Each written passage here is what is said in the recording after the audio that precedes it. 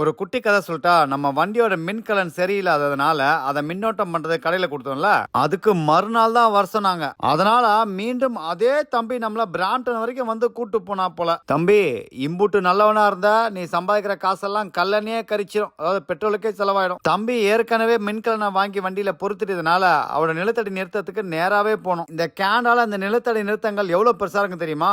ஒரு உள்ள போய் மாட்டிக்கிட்டீங்க, வெளில வரதே கஷ்டம், அவ்வளவு பெருசா இருக்கும். சரி, இன்னைக்காவது வண்டி சரியா இருக்கும், வண்டி எடுத்து ஓட்டுவோம் அப்படின்ற எண்ணத்துல போய் வண்டி கிட்ட போனோம். சரி, வண்டியை விட்டு இறங்கி திரும்பி பார்த்தா அதே நிறுத்தத்துல ஒரு கவாசாக்கி ZZ R600cc வண்டி இருந்தது. டேங்கப்பா, இப்படி ஒரு வண்டி இருக்குன்னே பல பேருக்கு தெரியாது. இப்ப இருக்கிற ZXR அண்ணன் இவன் தான். அதை பார்த்து இந்த பக்கம் வந்தா நம்ம தம்பி, அண்ணன் இந்தாங்க சாவி, எடுத்து மிரட்டுங்க அப்படின்னு கொடுத்தா போல. பரட்ட தலையோடையும் நிறைஞ்ச மனநிலையோடையும் வண்டியை தொடங்கலான்னு போனேன்.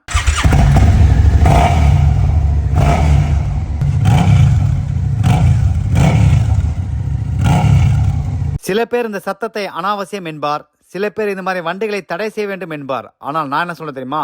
வந்து ஓட்டிப்பார், சத்தத்தை கேட்டுப்பார், அப்போது புரியும் பார். 10 மாசமா பயபுள்ளைய ஓட்டாதனால ஆர்வம் அதிகமாக போயிடுச்சு. வெளில ஓட்டுறதுக்குமே உள்ள ஒரு வட்டம் அடிப்போம்னு சொல்லி வண்டி எடுத்துட்டு போனேன்.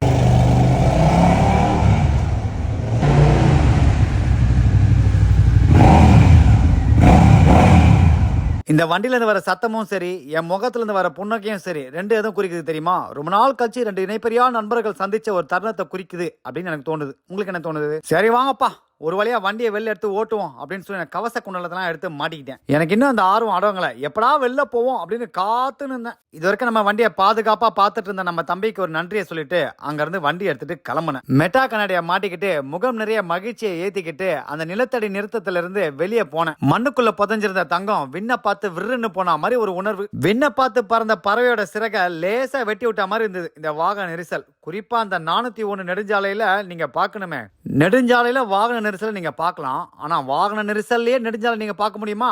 அவர் தான் இந்த ஐயா கண்ணு நம்ம 401. கேண்டால விசைந்து ஓட்டுறது ரொம்ப சிறப்பா இருக்கும். ஏன்னா வாகன நெரிசல் பத்தி அந்த அளவுக்கு கவலைப்பட தேவையில்லை. வளைந்து நெளிந்து புகுந்து இந்த மாதிரி சிறப்பா வண்டியை ஓட்டிட்டு போலாம், பறக்கிற மாதிரியே இருக்கும். கேண்டால நெடுஞ்சாலையை ஓட்டுறத இன்னொரு சிறப்பான விஷயம் இருக்கு. என்ன தெரியுமா?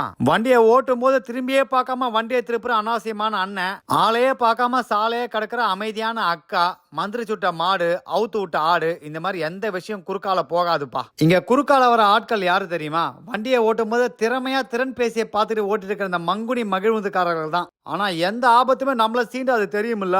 ஏன்னா ஆபத்துக்கு அதிர்ச்சி கொடுக்குற ஆட்கள் நாம. அப்படியே 1 மணி நேரம் வண்டியை ஓட்டிட்டே இருந்தேன். ஒஸ்தியா இருந்தாப்புல. அப்படியே வண்டியை கொண்டாந்து வீட்டுல நிறுத்திட்டு என்னோட மலரும் நினைவுகளை மெய் மறந்துட்டேன்.